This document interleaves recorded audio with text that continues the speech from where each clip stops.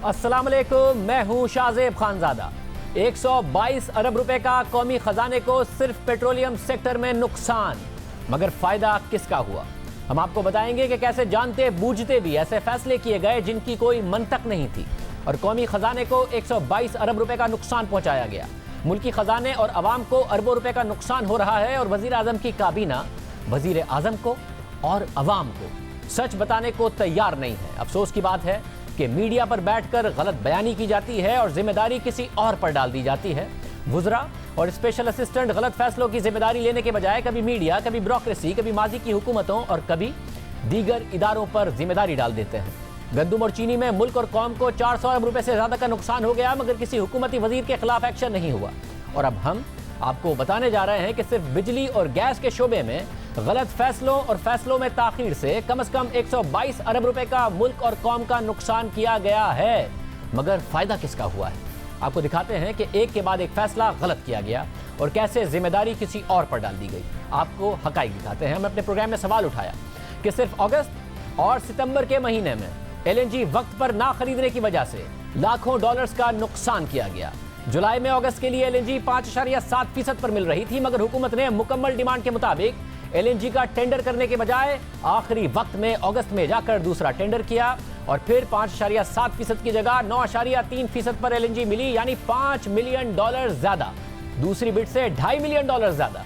फिर अगस्त में यही गलती सितंबर के लिए दोहराई गई और 6.9% पर सितंबर के लिए LNG मिल रही थी, मगर एक बार फिर वक्त पर डिमांड के मुताबिक ऑर्डर नहीं किया गया और फिर सितंबर के लिए अचानक LNG कार्गो लेने का फैसला हुआ तो वो 6.9% के बजाय 10.8% पर मिला, यानी एक माह पहले जो कार्गो सस्ते मिल रहे थे डिमांड के मुताबिक वक्त पर टेंडर ना करने की वजह से सिर्फ इन दो कार्गोज में मुल्क को 1.5 अरब रुपए तक का नुकसान पहुंचाया गया। जबकि इसकी वजह पूछी गई तो वजीर आजम के मामले खुसूसी नदीम बाबर ने के इलेक्ट्रिक पर जिम्मेदारी डाल दी कि अगस्त और सितंबर में अचानक के इलेक्ट्रिक की तरफ से गैस की डिमांड आ गई थी। हकाइक क्या है वो आपको दिखाएंगे, मगर पहले देखिए नदीम बाबर साहब ने क्या कहा। 27 जुलाई को टेंडर किया गया और वो मिला पाकिस्तान को 27 और 28 अगस्त की डिलीवरी के लिए 5.739% पर। अगस्त में फिर एक टेंडर किया गया 15-16 अगस्त के लिए और वो आपको मिला 9.34% पर। तो आप अगर जुलाई में ही ये अगस्त का टेंडर भी कर लेते तो आपको 5.73% पे मिल जाता, मगर आपने अगस्त में जाके अगस्त का टेंडर किया 9.3% पर। ये तकरीबन $5 मिलियन का नुकसान बनता है। तो उस वक्त आप LNG का भी नहीं सही फैसला कर सके। यही तो मैं आपको बार बार बता रहा हूं ना कि जब कराची की डिमांड एकदम से बढ़ गई तो हमने एडिशनल सप्लाई की। तो अगर मुझे पावर सेक्टर से एक सर्टेन डिमांड आती है तो मैं वही डिमांड पूरी करूंगा ना। कराची इलेक्ट्रिक ने पहले हमारे साथ कोई एग्रीमेंट नहीं LNG का। उन्होंने शॉर्टेज की वजह से उन्होंने कहा हमें और दे दें। हमने टेम्परेरली SNGPL की गैस उनको डिवर्ट की और मीनवाइल उसको रिप्लेस किया कंडीशनल कार्गो से। मगर अगस्त के बाद आपने यही मिस्टेक दोबारा की। अगस्त में आपने टेंडर किया, 2 टेंडर्स मिले 12 की पे चल रहे हैं। बात तो सुन ले, सितंबर की डिलीवरी के लिए एक 7.9% पर और एक 25 से 26 सितंबर की डिलीवरी के लिए 6.9% पर। तीसरा टेंडर आपको अवेलेबल था 8.4% पर, मगर सितंबर में जाके आपने फिर दोबारा 22 और 23 सितंबर की डिलीवरी के लिए टेंडर किया 10.88% पर। फिर नीचे PLL ने ये लिखा कि SNGPL की तरफ से अचानक डिमांड आ गई थी जिसका हमें पता नहीं था और इसको फोर्स ही नहीं किया जा सकता था। फिर यही गलती और साहब फिर $5 मिलियन का नुकसान। मैं आपको बार बार यही कह रहा हूं शाहजेब कि जो डिमांड पावर सेक्टर देता है हम उसके हिसाब से LNG मंगवा लेते हैं। अगर कराची इलेक्ट्रिक की डिमांड नहीं शामिल थी और वो ऐड करते हैं लास्ट मिनट पे तो हम उस वक्त जो स्लॉट अवेलेबल है हमारे लिए। फिर हमने ये बात वफाकी वजीर बराए power and petroleum Umar Ayub से पूछी कि आप पावर डिवीजन में आपको नहीं पता था कि डिमांड क्या होगी, आप लोगों ने क्यों नहीं बताई गई? तो उन्होंने क्या जवाब दिया, ये जरा देखिए। पावर सेक्टर में आपको तो ये पता होगा ना कि इलेक्ट्रिक को देने के लिए हमारे पास फर्नेस ऑयल पूरी तरीके से मौजूद होगा या नहीं होगा, और SSGC की जो सप्लाई है उसमें एनुअली 10% की कमी आ रही है। नहीं, के इलेक्ट्रिक की डिमांड नहीं आई थी और जब के इलेक्ट्रिक क्राइसिस में गया वहां पे लोड इश्यूज, लोड मैनेजमेंट के इश्यूज या लोड शेडिंग के इश्यूज जो हैं वो इंतहा पे गए। वहां पे जो लोड शेडिंग का दौरानिया था कराची में वो हद से ज्यादा बढ़ रहा था और उनके पास एनर्जी के सोर्सेज नहीं थे, फ्यूल ऑयल की भी कमी थी। लिहाजा हमने अपनी गैस जो है वो कराची इलेक्ट्रिक के लिए रिलीज की और वो जो तकरीबन 750-800 मेगावाट की बिजली जो है वो हमने फिर फ्यूल ऑयल से मजबूरन हमने बनाई। मगर हम आपको हकाइक दिखाते हैं और ना सिर्फ एदाद शुमार बल्कि उनके अपने 2 माह के बयानात दिखाते हैं जो इसके बिल्कुल बरक्स थे। अगस्त और सितंबर में अपने फैसलों में ताखीर और उससे मुल्क को 1.5 अरब रुपए का नुकसान पहुंचाने की जिम्मेदारी के इलेक्ट्रिक की तरफ से अचानक डिमांड आने पर डाल दी गई। मगर आपके सामने हकाइक रखते हैं, गुज़िश्ता बरसों में हुकूमत और के इलेक्ट्रिक के दरमियान नया मुआहिदा ना होने की वजह से इख्तलाफ रहा। के इलेक्ट्रिक बार बार कहता रहा कि हमें SSGC से एलोकेशन के मुताबिक गैस दी जाए। हुकूमत कहती रही कि आपका अब मुआहिदा नहीं है इसलिए नहीं दी जा सकती। फिर कराची में बिजली का क्राइसिस आया और फिर 23 अप्रैल 2018 को काबीना की कमेटी बराए एनर्जी ने फैसला किया कि इलेक्ट्रिक को SSGC से 130 MMCFD गैस दी जाएगी और 60 MMCFD LNG दी जाएगी, यानी 190 MMCFD गैस हुकूमत देगी। फिर के इलेक्ट्रिक को 2018 से 190 MMCFD गैस मिलने लगी। मगर नदीम बाबर और उमर अयूब साहब ने दावा किया कि अगस्त और सितंबर में अचानक के इलेक्ट्रिक की तरफ से डिमांड आने की वजह से LNG आखिरी वक्त में ऑर्डर की गई, जिसकी वजह से महंगी पड़ी। हम आपके सामने मजीद हकाइक रखते हैं। हुकूमत ने जून में के इलेक्ट्रिक को 198 MMCFD LNG दी, जुलाई में 121 MMCFD LNG दी, मगर अगस्त में उससे कम यानी सिर्फ 73 MMCFD LNG दी और सितंबर में मजीद कम यानी 66 MMCFD LNG दी। यानी अगस्त और सितंबर में के इलेक्ट्रिक की तरफ से अचानक ज्यादा डिमांड नहीं आई थी, बल्कि हुकूमत ने उल्टा जून और जुलाई के मुकाबले में के इलेक्ट्रिक को कम LNG फराहम की थी। और इन 2 महीने में LNG ना सिर्फ जून और जुलाई से कम दी गई बल्कि उतनी ही दी गई जितनी गुज़िश्ता बरस अगस्त और सितंबर के महीने में दी गई थी।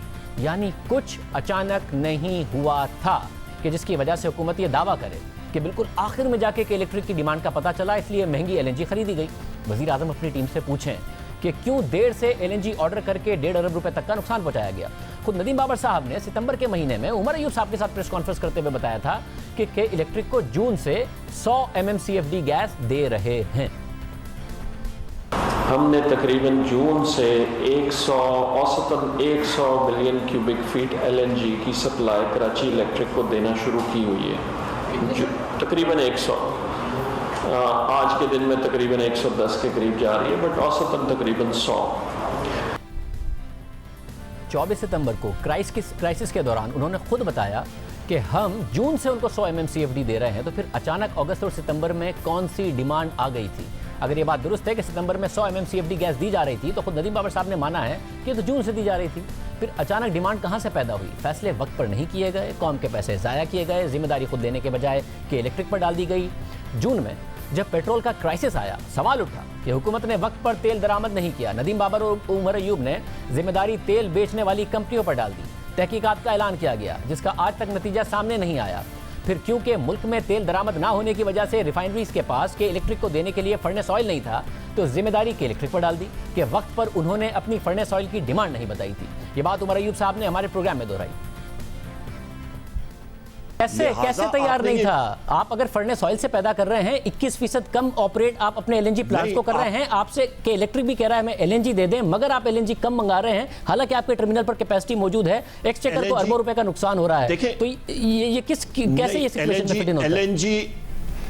LNG की रिक्वायरमेंट जो के इलेक्ट्रिक करता है वो खुद उसकी डिमांड देता है और उसको हम प्रोवाइड करते हैं। उनकी डिमांड टाइम पे नहीं आई थी, लिहाजा हमें उनको देना पड़ा क्योंकि उन्होंने अपनी फ्यूल ऑयल टाइम पे नहीं मंगाया था। जो उनकी फ्यूल ऑयल से शॉर्टेज आ रही थी, हमने उनको कॉम्पनसेट किया LNG में। आपके सामने मजीद हकाइक रख देते हैं। हुकूमत ने जनवरी 2019 में पूरे मुल्क में फर्नेस ऑयल की दरामद पर पाबंदी लगा दी और वजीर आजम ने अहकाम दिए कि अब मुल्क में LNG और कोयले से सस्ती बिजली पैदा की जाएगी और ज़रूरत पड़ने पर के इलेक्ट्रिक को भी मुल्क की रिफाइनरी से ही फर्नेस ऑयल इस्तेमाल करने का कहा गया। तो के इलेक्ट्रिक खुद कैसे बाहर से फर्नेस ऑयल मंगवा लेता? फिर कोरोना आया, डिमांड नीचे गई, रिफाइनरीज के पास मतलूबा फर्नेस ऑयल नहीं था और हुकूमत की जिम्मेदारी थी कि इस सूरत हाल पर नज़र रखती। मुल्क में पेट्रोल की कमी और फर्नेस ऑयल की कमी पर नज़र रखने की जिम्मेदारी खुद हुकूमत पर थी। LNG बहुत सस्ती मिल रही थी, LNG मंगवा लेती, क्योंकि जून में दूसरा LNG टर्मिनल सिर्फ 269 MMCFD यानी 45% कैपेसिटी पर चल रहा था। मगर हुकूमत ने कुछ नहीं किया और कह दिया कि पेट्रोल बेचने वाली कंपनियों ने तेल छुपा लिया और के इलेक्ट्रिक ने वक्त पर नहीं बताया। अब आपके सामने मजीद हकाइक रखते हैं, लेकिन यहाँ भी हकाइक हुकूमती दावों के बरक्स हैं। के इलेक्ट्रिक ने जून की 1,20,000 टन फर्नेस ऑयल की डिमांड अप्रैल में बता दी थी। फिर जून में डिमांड 1,20,000 टन से बढ़ाकर 1,30,000 टन कर दी थी, मगर PSO ने सिर्फ 69,000 टन फर्नेस ऑयल फराहम किया, क्योंकि मुल्क में रिफाइनरीज के पास फर्नेस ऑयल ही नहीं था। हालांकि गुज़िश्ता बरस जून के महीने में पीएसओ ने के इलेक्ट्रिक को 1,13,000 टन फर्नेस ऑयल फराहम किया था। फिर पीएसओ ने 2 जून को पेट्रोलियम मिनिस्ट्री को के इलेक्ट्रिक की जून और जुलाई और अगस्त की डिमांड का बताया, जो आप अपने सामने स्क्रीन पर देख सकते हैं। और मिनिस्ट्री को इस खत में 19 मई के खत का हवाला दिया कि आपकी वजारत ने 19 मई को रिफाइनरीज को ज़्यादा से ज़्यादा फर्नेस ऑयल देने का कहा था, मगर आज तक इस हवाले से ना कोई कंफर्मेशन आई है और ना ही एलोकेशन बढ़ाई गई है खत के मुताबिक। इसलिए हम आपसे एक बार फिर दरख्वास्त कर रहे हैं कि रिफाइनरीज को ज़्यादा से ज़्यादा फर्नेस ऑयल देने के अहकाम जारी करें, वरना हमारे पास इसके अलावा और कोई ऑप्शन नहीं रहेगा कि हम फौरी तौर पर फर्नेस ऑयल दरामद करें, ताकि फर्नेस ऑयल की डिमांड पूरी कर सकें, खास तौर पर के इलेक्ट्रिक की डिमांड, ताकि कराची में लोड शेडिंग की क्राइसिस से बचा जा सके, क्योंकि के इलेक्ट्रिक के पास इस मौके पर सूरत हाल से निपटने के लिए कोई ऑप्शन नहीं होगा। फिर 3 जून को पीएसओ ने वजारत पेट्रोलियम को दोबारा खत लिखकर बताया कि के इलेक्ट्रिक ने अपनी डिमांड 1,20,000 टन कर दी है। हमारे पास पूरे महीने में के इलेक्ट्रिक को देने के लिए सिर्फ 53,000 टन फर्नेस ऑयल है। यह खत भी आप अपने सामने स्क्रीन पर देख सकते हैं। हम पहले और आगे पीएसओ ने लिखा कि हम पहले ही आपकी वजारत से फर्नेस ऑयल की दरामद की इजाज़त की दरख्वास्त कर चुके हैं, क्योंकि फर्नेस ऑयल की दरामद पर पाबंदी है, इसलिए आपकी इजाज़त के बगैर दरामद नहीं कर सकते। ऐसी सूरत में के इलेक्ट्रिक को LNG के ऑप्शन पर गौर करना चाहिए, ताकि मौजूदा सूरत हाल से निपटा जा सके। हमने के इलेक्ट्रिक की तरफ से इस हवाले से कंफर्मेशन के लिए हम देख रहे हैं, ताकि फौरी इंतजाम किए जा सके। ये पीएसओ ने वजारत पेट्रोलियम को लिखा और हमारे प्रोग्राम में यही मुतालबा के इलेक्ट्रिक के CEO मोनिस ने उस वक्त किया था। हमें 200 MMCFD जो SSG देता है, अगर वो दी जाए तो उसके साथ हमें 4,500 टन पर डे तेल दिया जाना चाहिए, जिसके हिसाब से हमें तकरीबन पूरे महीने का 1,30,000 टन तकरीबन फर्नेस ऑयल बनता है, जो हमें मिलना चाहिए। पीएसओ ने हमें ये बताया था कि अभी तेल आपको जो है ना हम नहीं दे पाएंगे, कुछ या कम क्वांटिटी होगी और आप RLNG के ऊपर रिलाई करें। तो हमने उस वक्त फिर इमीडिएटली फेडरल गवर्नमेंट को बता भी दिया था कि ये रिक्वायरमेंट है। और मैं फिर ये कहूँगा कि क्योंकि ख्याल ये था कि क्योंकि RLNG हमको मिल जाएगी तो इसलिए कोई जनरेशन का शॉर्टफॉल नहीं आएगा। नहीं, पीएसओ ने आपको क्या कह के बताया कि वो नहीं दे पाएंगे आपको आपकी डिमांड के मुताबिक फर्नेस ऑयल? क्या कह के बताया? उन्होंने कहा कि रिफाइनरी के पास इन्वेंट्री नहीं है, हमने सारी इन्वेंट्री डाइवर्ट करने के लिए कह दिया, क्योंकि उनको एक ये एश्योरेंस थी कि RLNG दस्तयाब है और वो मिल सकती है। तो मेरे ख्याल में उनका ख्याल ये था कि अगर कोई थोड़ा बहुत शॉर्टफॉल होगा तो RLNG से पूरा हो जाएगा।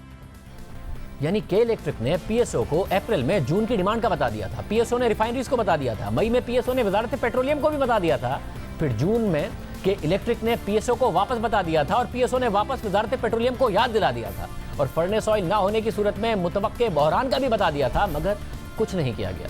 मुल्क में फर्नेस ऑयल नहीं मंगवाया गया। LNG टर्मिनल 45% की कैपेसिटी पर चल रहा था। LNG की कीमतें रिकॉर्ड कम सतह पर थी, मगर LNG नहीं मंगवाई गई और मुल्क में शदीद पेट्रोल और बिजली का क्राइसिस पैदा करके अरबों रुपए का नुकसान किया गया और सूरत हाल इस नहर तक पहुंचाई गई कि आखिर में दरामद करने के लिए इतना कम वक्त बचे कि फर्नेस ऑयल ही मंगवाया जा सके, ना कि LNG। क्योंकि फर्नेस ऑयल की फौरी दरामद निस्बतन आसान है, मगर बात यहाँ भी खत्म नहीं होती। सस्ती LNG पर सस्ती बिजली बनाने का मौका मौजूद था। फर्नेस ऑयल के 12 रुपए 40 पैसे की जगह LNG से 6.5 रुपए फी यूनिट सस्ती बिजली बनाने का मौका मौजूद था। जुलाई में भी दूसरा LNG टर्मिनल महज 60% की कैपेसिटी पर चल रहा था, मगर हुकूमत ने 1,95,000 टन फर्नेस ऑयल दरामद करने का फैसला किया और पीएसओ ने जुलाई के महीने में फौरी दरामद का फैसला कर लिया। मुल्क में LNG प्लांट्स मौजूद थे जो गुज़िश्ता बरस के मुकाबले में 21% कम बिजली पैदा कर रहे थे। LNG टर्मिनल पर LNG दरामद के लिए जगह मौजूद थी, दुनिया में सस्ती LNG मौजूद थी, के इलेक्ट्रिक LNG मांग रही थी, मगर हुकूमत ने महंगा फर्नेस ऑयल दरामद करने का फैसला किया और फिर के इलेक्ट्रिक ने जुलाई के लिए 1 लाख टन फर्नेस ऑयल मांगा और हुकूमत ने दे दिया। अगस्त में 1 लाख टन फर्नेस ऑयल मांगा, वो भी दे दिया, मगर उमर अयूब साहब ने हमारे प्रोग्राम में ये मानने से साफ इनकार कर दिया कि के इलेक्ट्रिक के लिए फर्नेस ऑयल मंगवाया गया था। पूछना चाह रहा हूं, आपने जुलाई में फर्नेस ऑयल 1,95,000 टन क्यों मंगाया? आपने आपके पास टर्मिनल पर कैपेसिटी 50% से भी कम ऑपरेट कर रहा था, आपने मजीद LNG क्यों नहीं मंगाई? बहुत सस्ती मिल रही थी। RFO इसलिए हम लोग मंगाते होते हैं, नंबर 1 कि हमारे फ्यूल टैंक्स जो हैं हमें मुख्तलिफ लोड सेंटर्स को देखना पड़ता है पूरे मुल्क में। लाहौर है, फैसलाबाद है, जहाँ पे वोल्टेज स्टेबिलिटी के लिए भी हमें RFO इस्तेमाल करना पड़ता है, नंबर 1। दूसरी बात यह है कि RFO हमने जब मंगाया था वो अपनी रिक्वायरमेंट के लिए मंगाया था। हालांकि नदीम बाबर साहब के मुताबिक के इलेक्ट्रिक के फर्नेस ऑयल के प्लांट्स बहुत ज़्यादा इनएफिशिएंट हैं, यानी बिजली महंगी पड़ती है। हमने वो गैस जो मंगवाई हुई थी NTDC के सिस्टम के लिए, उसमें से कुछ डाइवर्ट की कराची को। अगर हम वो कराची को डाइवर्ट ना करते तो जो कराची का क्राइसिस चल रहा था, कराची में इससे ज़्यादा महंगी बिजली पैदा होनी थी, और जितनी भी हो सकती थी वो इस नंबर से ज़्यादा होनी थी, क्योंकि कराची के प्लांट जो है फर्नेस ऑयल वाले वो नेशनल सिस्टम से लेस एफिशिएंट हैं। मगर अगस्त और सितंबर में हुकूमत ने के इलेक्ट्रिक को 1,04,000 टन और 1,34,000 टन फर्नेस ऑयल फराहम किया। LNG की सप्लाई जुलाई में 121 MMCFD थी, उसे कम करके अगस्त में 73 और सितंबर में 66 MMCFD कर दिया। मगर जब अगस्त सितंबर में आखिरी वक्त में महंगी LNG खरीदने का सवाल हमने उठाया तो फिर के इलेक्ट्रिक पर अचानक ज़्यादा LNG की डिमांड देने का इल्ज़ाम लगा दिया। हालांकि अगस्त और सितंबर में के इलेक्ट्रिक को जून जुलाई से कम LNG दी गई। दिलचस्प बात यह है कि जब सितंबर में कराची में SSGC की गैस सप्लाई कम हुई तो वफाकी हुकूमत ने के इलेक्ट्रिक पर नहीं, सिंध हुकूमत पर इल्ज़ाम लगा दिया कि गैस पाइपलाइन नहीं है। उमर अयूब साहब ने 22 सितंबर को ट्वीट किया कि कराची में गैस की कमी की जिम्मेदारी बराह रास्त सिंध हुकूमत पर है, क्योंकि उसकी तरफ से गैस के लिए रास्ता नहीं दिया गया जो उनसे 1.5 साल से मांगा जा रहा है। हम पहले ही के इलेक्ट्रिक को 100 MMCFD गैस दे रहे हैं ताकि मजीद सप्लाई उन्हें मुहैया कर सकें। यानी यहाँ ये माना कि के इलेक्ट्रिक को 100 MMCFD गैस दे रहे हैं, मगर सिंध हुकूमत की वजह से मसला है। फिर नदीम बाबर साहब ने दावा किया कि हम टर्मिनल और पाइपलाइन को पूरे 1200 MMCFD पर इस्तेमाल कर रहे हैं। इससे ऊपर मजीद 150 MMCFD पर इस्तेमाल कर सकते हैं अगर सिंध हुकूमत 17 किलोमीटर गैस पाइपलाइन की इजाज़त दे, और वो दिसंबर और जनवरी में काम आएगी। ये 17 किलोमीटर ज़रूरी इसलिए है कि जो हमारी LNG इंपोर्ट हो रही है वो दोनों टर्मिनल्स से जो एग्रीमेंट है वो तकरीबन 1200 MMCF का है, और उस 1200 को मूव करने के लिए हमारी एग्जिस्टिंग पाइपलाइन चल रही है, फुल चल रही है। लेकिन हम चाहते हैं कि इन दोनों टर्मिनल्स में अभी भी कोई 100-150 एडिशनल कैपेसिटी की गुंजाइश है, तो दिसंबर और जनवरी के महीने में हम वो इस्तेमाल कर सकें।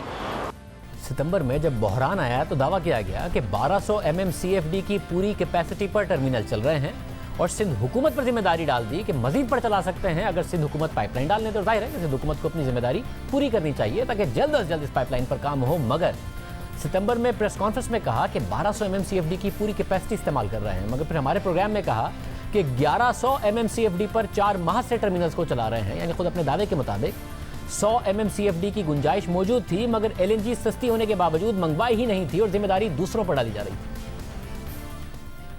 अगर किसी ने आपको यह तासुर दिया है कि जी हम टर्मिनल्स को नियर कैपेसिटी नहीं चला रहे, ये गलत है। आप देख लीजिएगा पिछले 4 महीने से हम 1100 या उससे ऊपर जा रहे हैं।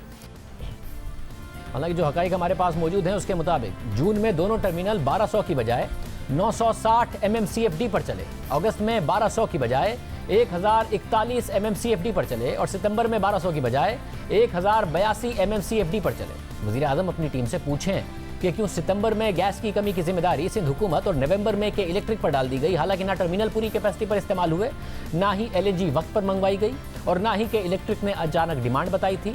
जब हमने ये बात पेट्रोलियम मिनिस्ट्री के सामने रखी कि आपने ये दावा किया था, मगर हमारी मालूमात ये बता रही हैं कि के इलेक्ट्रिक की तरफ से अगस्त और सितंबर में LNG की डिमांड में अचानक कोई इजाफा नहीं हुआ, कि जिसकी वजह से आपको अगस्त और सितंबर में अचानक इतने महंगे रेट्स पर LNG खरीदनी पड़े, जबकि के इलेक्ट्रिक को इन 2 महीनों में तकरीबन पिछले साल के बराबर ही LNG दी गई। तो क्यों अगस्त और सितंबर में एडवांस में सस्ती LNG नहीं खरीदी गई और बिल्कुल आखिरी वक्त में महंगी LNG खरीदी गई?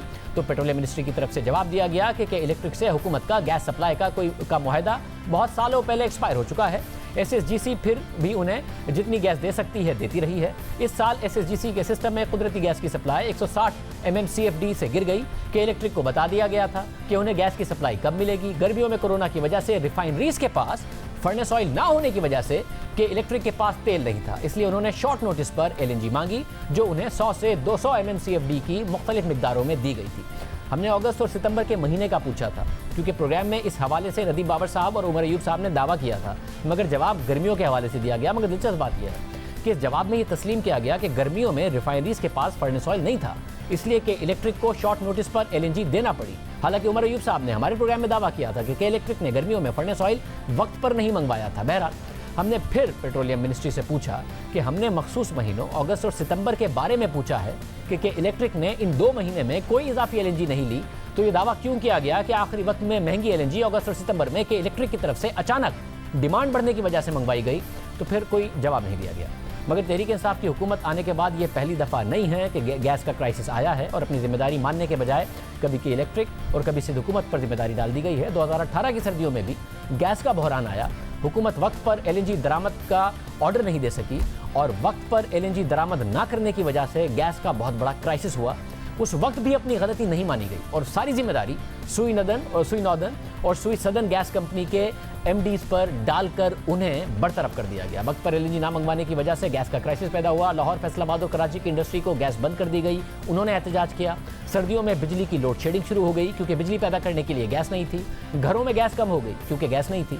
नतीजा ये निकला कि 2018 की सर्दियों में बहुत महंगे फर्नेस ऑयल से बिजली पैदा की गई। दिसंबर 2018 में पावर सेक्टर को सिर्फ 200 MMCFD गैस दी गई, जिससे 2600 मेगावाट की जरूरत के बजाय महज 1200 मेगावाट की बिजली पैदा हुई और फिर 1600 मेगावाट बिजली फर्नेस ऑयल से पैदा की गई, जिससे फर्नेस ऑयल का इस्तेमाल 4200 टन से बढ़कर 18000 टन रोजाना पर पहुंच गया और महंगी बिजली पैदा करने की वजह से सिर्फ एक महीने में 10 अरब रुपए का नुकसान हुआ। हमने उस वक्त के वजीर पेट्रोलियम से पूछा कि एमडी तो हटा दिए, मगर क्या आपने और पावर मिनिस्ट्री ने वक्त पर मीटिंग करके अपनी डिमांड भी बताई थी या एलएनजी खुद ही इन दो कंपनियों के एमडीज ने दरामद कर लेनी थी? तो उन्होंने माना कि मीटिंग ही नवंबर के आखिर और दिसंबर में जाकर की थी।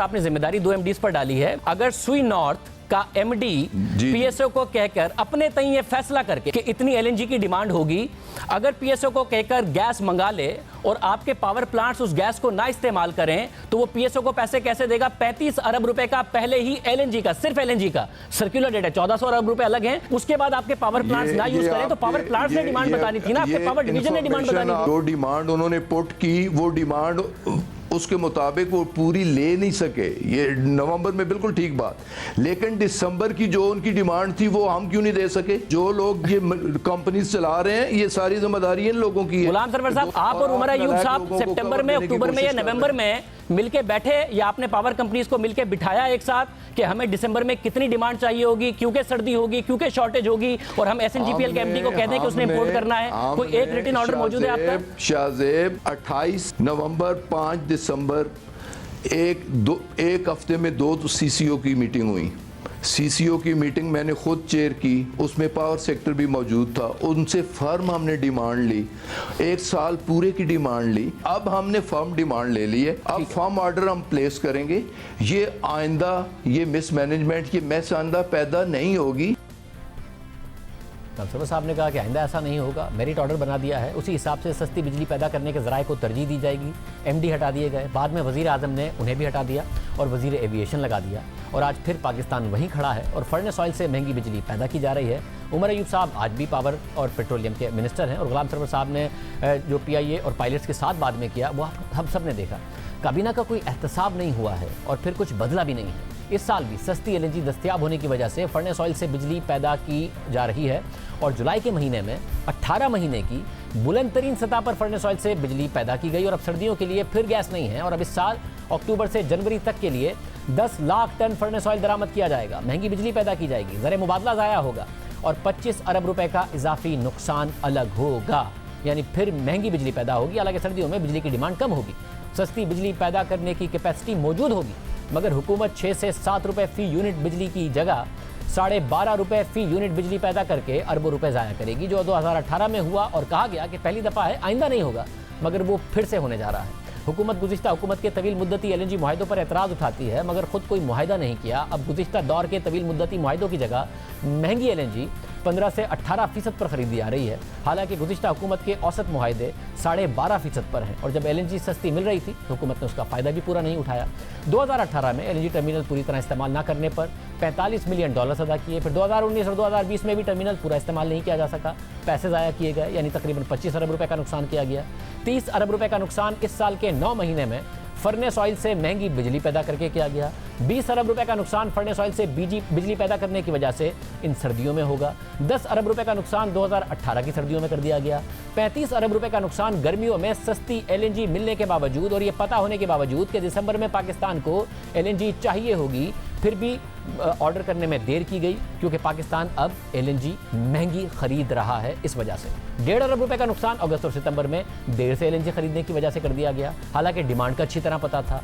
यानी मुल्क का 122 अरब रुपए का नुकसान सिर्फ गलत फैसलों की वजह से और फैसलों में ताखीर की वजह से किया गया। और ये सब नुकसान इसके अलावा है जो इस दौरान गलत फैसलों की वजह से कभी बिजली ना होने और कभी गैस ना होने की वजह से मुल्क के अवाम को और इंडस्ट्री को हुआ।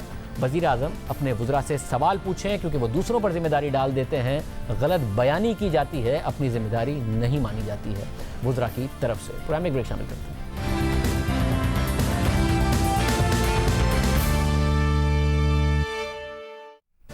हर गुजरते दिन के साथ कोरोना के मस्बत केसेस की तादाद बढ़ती जा रही है। वफाकी और सूबाई हुकूमतें मजीद पाबंदियों की तरफ बढ़ रही हैं, जबकि आज हुकूमत ने खबरदार किया है कि जिस रफ्तार से केसेस में इजाफा हो रहा है 2 हफ्ते बाद जून जैसी सूरत हाल देखने को मिलेगी। मुल्क में गुज़िश्ता 24 घंटों में कोरोना की दूसरी लहर का सबसे ज्यादा मस्बत केसेस का तनासुब रिकॉर्ड किया गया है। इस वक्त कोरोना के मस्बत केसेस की शरह 7.5% है, जबकि गुज़िश्ता 24 घंटों में 48 अमवात हुई हैं। NCOC के मुताबिक कोरोना वायरस के 1751 मरीजों की हालत तशवीशनाक है। इस वक्त पंजाब में दुकानों को शाम 6 बजे तक बंद करने का मामला ज़ेर गौर है, जबकि सिंध हुकूमत ने गुज़िश्ता रोज़ 31 जनवरी तक के लिए नई SOPs जारी कर दी हैं, जिसके तहत कारोबारी मराकज़ सिर्फ 6 बजे से शाम 6 बजे तक खोले जा सकेंगे।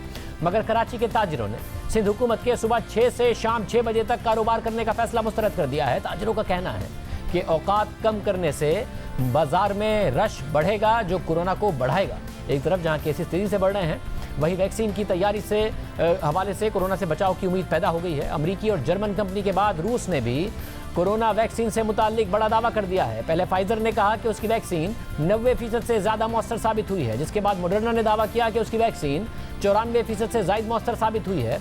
और अब रूसी कंपनी स्पुतनिक ने दावा किया है कि उसकी वैक्सीन ट्रायल के दौरान 95% से ज़ायद मौसर साबित हुई है। सिर्फ यही नहीं, रूस की वैक्सीन रूस के तमाम शहरियों को मुफ्त फराहम की जाएगी। इसके अलावा आलमी मार्केट में यह वैक्सीन हरीफ कंपनियों की वैक्सीन से ज़्यादा सस्ती साबित होगी। 2 डोजेस पर मुश्तमिल ये वैक्सीन $20 से कम में दस्तियाब होगी, यानी तकरीबन पाकिस्तानी 3000 रुपये में ये वैक्सीन खरीदी जा सकेगी। जबकि इसी टेक्नोलॉजी पर बनने वाली फाइजर और बियॉन्टेक की वैक्सीन के एक डोज की कीमत का अंदाज़ा €15.5 लगाया गया था, जो भी तकरीबन 3000 रुपये बनती है। इसी तरह मॉडर्ना की वैक्सीन की कीमत का अंदाज़ा पर डोज $15 से $25 लगाया गया है। रूसी हुक्काम के मुताबिक मॉस्को और उसके गैर मुल्की पार्टनर्स के पास ये सलाहियत मौजूद है कि वो अगले साल के आगाज से 1 अरब डोजेस तैयार कर सकते हैं और ये तादाद 50 करोड़ लोगों को कोरोना से बचा सकती है। दूसरी तरफ पाकिस्तान ने भी वैक्सीन की तैयारी के लिए काम शुरू कर दिया है। खुद वज़ीर आज़म ऑफिस की तरफ से वजारत सेहत को ख़त भी लिख दिया गया है। वज़ीर आज़म ऑफिस के ख़त के मुताबिक अमेरिका ने कहा है कि वो पाकिस्तान समेत उन ममालिक को वेलकम करता है जो मुल्की सतह पर वैक्सीन तैयार और डिस्ट्रीब्यूट करने की सलाहियत रखते हैं। इस पस मंज़र में पाकिस्तानी मिशन ने यह सिफारिश की है कि प्राइवेट सेक्टर समेत पाकिस्तान के तमाम स्टेक होल्डर से मुशावरत की जाए और पाकिस्तान में वैक्सीन तैयार करने से मुताल्लिक अमरीकी दिलचस्पी से आगाह किया जाए। यानी अमेरिका ने वाज़ेह कर दिया है कि वो अपनी वैक्सीन पहले मरहले में किसी और मुल्क को नहीं दे पाएगा, लेकिन पाकिस्तान को मुल्क के अंदर वैक्सीन तैयार करने में मदद ज़रूर फराहम करेगा। पाकिस्तान में इस वक्त क्या सूरत हाल है, इस हवाले से बात करेंगे national command and control centre के सरबराह और वफाकी वज़ीर असद उमर से। असद उमर साहब बहुत शुक्रिया। असद उमर साहब, लॉकडाउन की बात वज़ीर आज़म की तरफ से की गई, अभी तक जो इक़दामात हैं वो लॉकडाउन से पहले के हैं।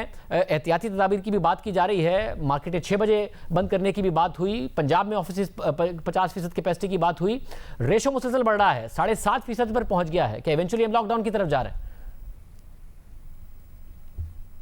शाज़िब, इसमें कोई शक नहीं है कि जो सूरत हाल है वो मुस्तकिल खराबी की तरफ जा रही है और हमने जो अभी तक इक़दामात पहले लिए हैं वो नाकाफ़ी साबित हुए हैं, इसमें तो कोई शक ही नहीं है और इसीलिए आज मज़ीद इक़दामात लिए गए हैं। और ये ज़रा सा अगर मैं दोहरा दूं कि देखिए, हम जो है NCOC में जब बैठते हैं तो हम सिर्फ उस दिन की या कल गुजरे हुए कल को नहीं देखते हैं, हम सिर्फ उस डेटा को नहीं देखते, हम आगे देखने की कोशिश करते हैं कि किधर जा रहे हैं। इसीलिए अक्टूबर के पहले अशरे के अंदर हमने ये रिकमेंडेशन की थी और 12 अक्टूबर को फिर NCC हुई थी, जिसके अंदर हमने कुछ एहतियाती तदाबीर को बढ़ाने की और कुछ पाबंदियां लगाने की बात की थी, क्योंकि हमें उस वक्त भी नजर आ रहा था था कि सूरत हाल आगे जो है वो खराबी की तरफ जा रही है। और अब तो जाहिर है उस वक्त से जो 5 हफ्ते गुजरे हैं उस एनसीसी मीटिंग से तो तकरीबन 5 गुना केसेस के अंदर इजाफा हो चुका है, 5 से 6 गुना का इजाफा हो चुका है। अमवात में ऐसे ही कुछ 6-7 गुना का इजाफा हो चुका है।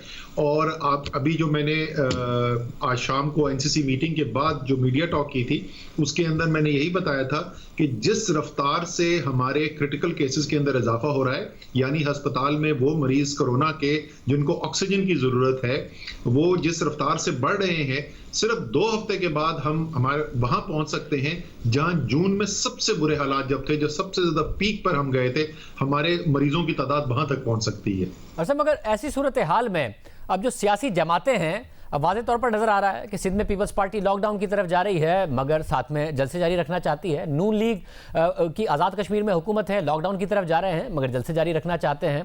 वहीं तहरीक इंसाफ दूसरों से कह रही है कि जी आप पासदारी करें। गिलगित बल्तिस्तान में भरपूर कैंपेन चलाती रही, इसके अलावा वज़ीर आज़म ने खुद जलसे किए।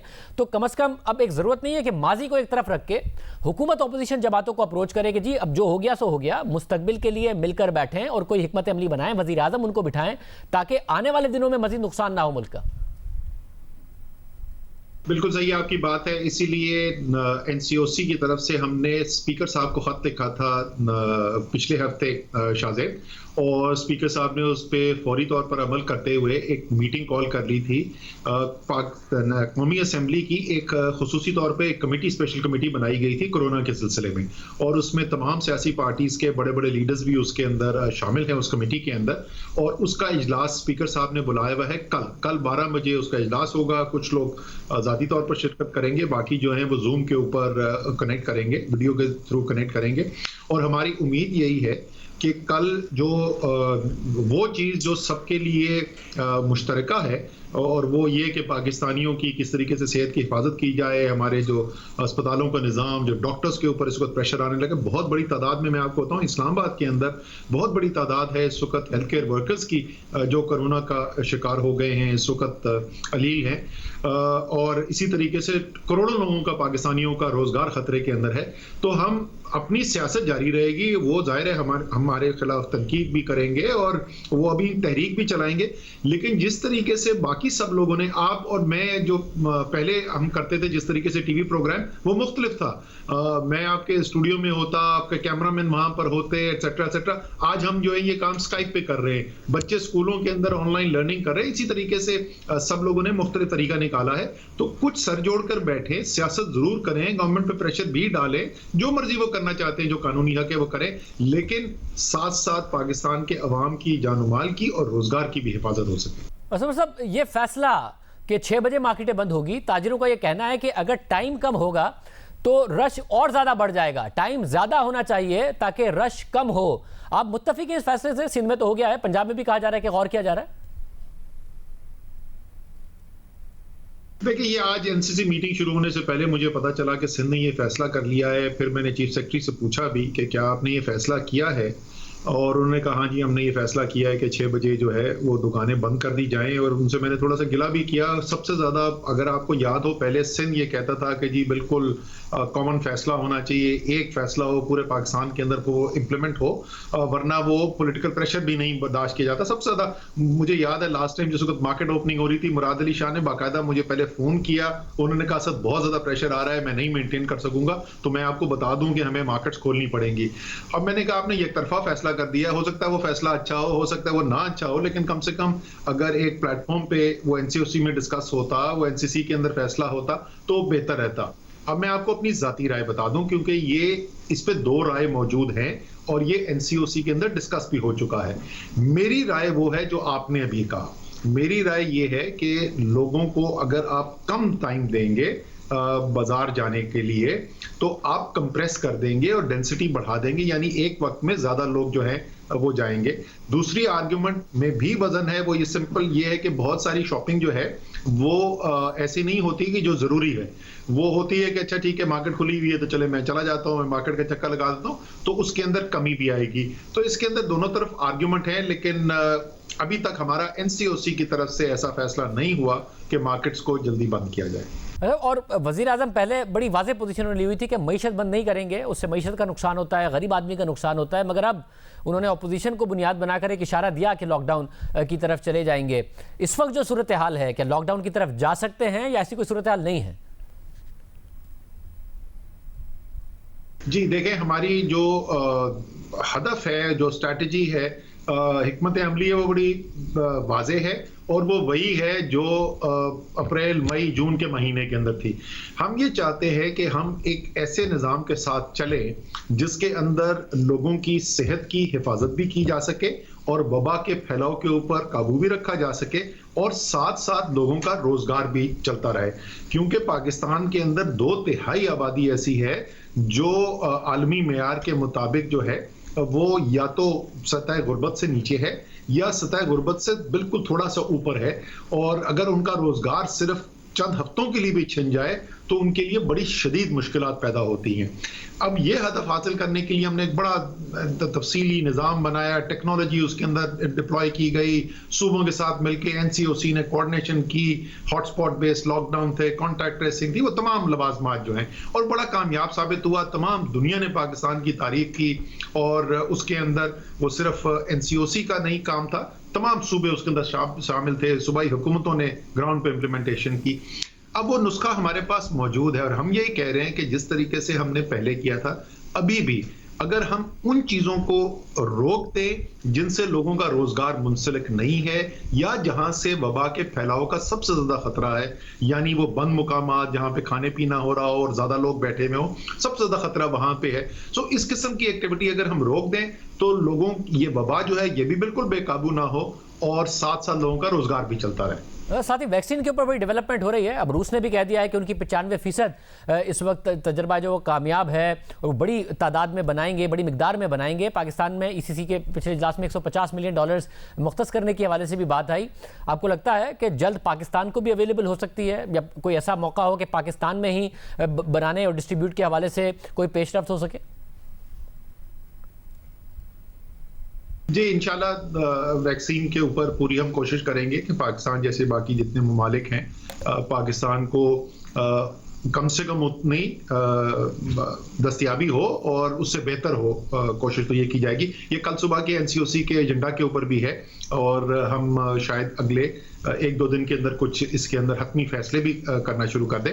लेकिन मैं एक चीज़ साथ साथ ये हर दफ़ा ज़रूर दोहराता हूँ कि ये देख लीजिए कि वो ममालिक भी जहाँ पर ये वैक्सीन जो हैं वो डेवलप हो रही हैं और जहाँ की कंपनियां जो हैं ये वैक्सीन बना रही हैं, मैन्युफैक्चरिंग कर रही हैं, उन ममालिक के अंदर भी ज़्यादातर के अंदर इस वक्त मुकम्मल लॉकडाउन लगे हुए हैं। तो इसका मतलब ये हुआ कि बड़ी तादाद में वैक्सीन दस्तयाब हो जाए और उसकी वजह से वबा का फैलाव जो है उसको कंट्रोल किया जा सके। अभी उसमें टाइम बाकी है, तो फिलहाल हमें हिफाजती तदाबीर पर अमल करना इंतहाई ज़रूरी और नागुज़ीर है। बहुत शुक्रिया सुमा साहब की गुफ्तगू आपने सुनी। एहतियात कीजिए, एहतियात के ज़रिए ही आप कोरोना का फैलाव रोक सकते हैं। प्रोग्राम में एक ब्रेक शामिल करते हैं और हम पर बात करेंगे।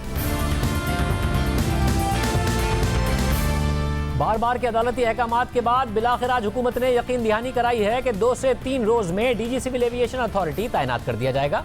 इस्लामाबाद हाईकोर्ट में होने वाली समाअत के दौरान अटॉर्नी जनरल ने वफाकी काबीना के इस फैसले से अदालत को आगाह किया, साथ ही तस्लीम किया कि हुकूमत ने पायलट्स के लाइसेंसेस के मामले को इंतहाई गैर जिम्मेदाराना तरीके से हैंडल किया, जिसकी वजह से आलमी सतह पर पाकिस्तान के इमेज को नुकसान पहुंचा। चीफ जस्टिस अतर मिनल्लाह ने सवाल किया कि 262 में से कितने पायलट्स के लाइसेंस दुरुस्त निकले, जिस पर सेक्रेटरी सिविल एविएशन ने बताया कि 262 में से 82 लाइसेंस जाली हैं। चीफ जस्टिस ने रिमार्क दिए कि इस बयान की वजह से इंटरनेशनल रेगुलेटर्स ने कौमी एयरलाइन पर पाबंदियां लगा दी। पार्लियामेंट में 262 का कहकर अब कहा जा रहा है कि 82 पायलट्स जाली लाइसेंस होल्डर थे। एक गलत इंफॉर्मेशन पर दिए गए बयान से PIA की साख को नुकसान पहुंचाया गया। गैर जिम्मेदाराना बयानबाजी से कौमी एयरलाइन का इमेज तबाह किया गया। खुद हुकूमती नुमाइंदे अदालत में तस्लीम कर रहे हैं कि पायलट्स के मामले को मिसहैंडल किया गया। अहम बात यह है कि जून में वफाकी वजीर एविएशन गुलाम सरवर खान ने पार्लियामेंट के फ्लोर पर दावा किया कि पाकिस्तान के 860 में से 262 पायलट्स के लाइसेंस जाली हैं। खुद वज़ीर आज़म इमरान खान वफाकी वजीर के बयान का दिफा करते नजर आए। उन्होंने पार्लियामेंट के फ्लोर पर कहा कि अगर हम रिपोर्ट शाया ना करते और मुस्तकबिल में कोई हादसा होता तो खून हमारे सर आता, मगर जैसे जैसे ये तनाज़ा आगे बढ़ता गया वफाकी वजीर गुलाम सरवर खान भी अपने बयान से पीछे हटते गए और फिर खुद वज़ीर आज़म इमरान खान ने भी एतराफ़ किया कि मामले को गलत प्रेजेंट किया गया। जैसे हमने प्रेजेंट किया वो बेहतर हो सकता था। और मैं ये ज़रूर कहूँगा कि मैंने पूरा इंस्ट्रक्ट किया, जब मुझे पता चला मैंने समझाया था कि इसको बड़ा केयरफुली, क्योंकि बड़ा सेंसिटिव मैटर है, इसको जब मीडिया में प्रेजेंट करेंगे, क्योंकि पब्लिक तो इंक्वायरी होनी है, लेकिन उसको एक ऐसे तरीके से करें कि वो उसका इतना बड़ा फॉल आउट नहीं आना था, लेकिन बदकिस्मती से हमने उस तरह प्रेजेंट नहीं किया, नहीं वो हमारी गलती थी। इसके बाद सितंबर में सिविल एविएशन की अपनी इंक्वायरी में 262 में से 180 पायलट्स को क्लियर करार दे दिया गया, यानी तस्लीम किया गया कि जो दावा गुलाम सरवर खान साहब ने किया था वो दावा गलत था, और अब अदालत में भी हुकूमत अपनी गलती तस्लीम कर रही है। प्रोग्राम में ब्रेक शामिल। किसानों की जानिब से महंगे गन्ने की फरोख्त और फसल की कटाई में ताखीर के हवाले से शुगर मिल्स एसोसिएशन ने 19 नवंबर को वजारत सनत और पैदावार को एक खत लिखा था, जिसमें हुकूमत से गन्ने की सपोर्ट प्राइस पर दस्तयाबी यकीनी बनाने का मुतालबा किया था। वजारत सनत की जानिब से इसका जवाबी खत सामने आया है, जिसके मुताबिक 19 नवंबर को आपके भेजे गए खत का जायजा लेते हुए सूबाई हुकूमत से सवालात किए गए, जबकि इस हवाले से वफाकी हुकूमत के पास मौजूद डेटा का भी जायजा लिया जा चुका है। खत के मुताबिक ये वाज़ेह हो गया है कि सूबाई हुकूमत की जानिब से गन्ने की 200 रुपये फी किलो मुकर्रर करदा कीमत कम से कम कीमत है, जबकि असल कीमत का तयन सप्लाई और डिमांड से होता है।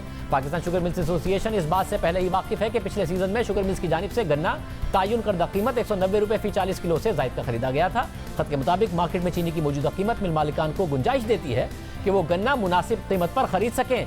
खत में गन्ने की मौजूदगी के बारे में कहा गया है कि सूबाई हुकूमत से हासिल करदा डेटा और फसलों की सैटेलाइट इमेजिंग से वाज़ेह है कि गन्ने की फसल कटाई के लिए तैयार है और सीजन के शुरू में ही गन्ने की अदम दस्तयाबी कोई असल मसला नहीं है। इसके पेश नज़र पाकिस्तान शुगर मिल्स एसोसिएशन को यकीनी बनाना चाहिए कि मार्केट हेरा फेरी से चीनी की दस्तयाबी मुतासिर ना हो। शुगर कमीशन अपनी रिपोर्ट में यह वाज़ेह कर चुका है कि अगर गन्ने की कीमत 215 रुपये फी टन भी हो तो भी 1 किलो चीनी की कीमत 63 रुपये 13 पैसे बनती है, मगर इस वक्त चीनी 100 रुपये से ऊपर ही फरोख्त हो रही है। इजाज़त दीजिए, अल्लाह हाफ़िज़।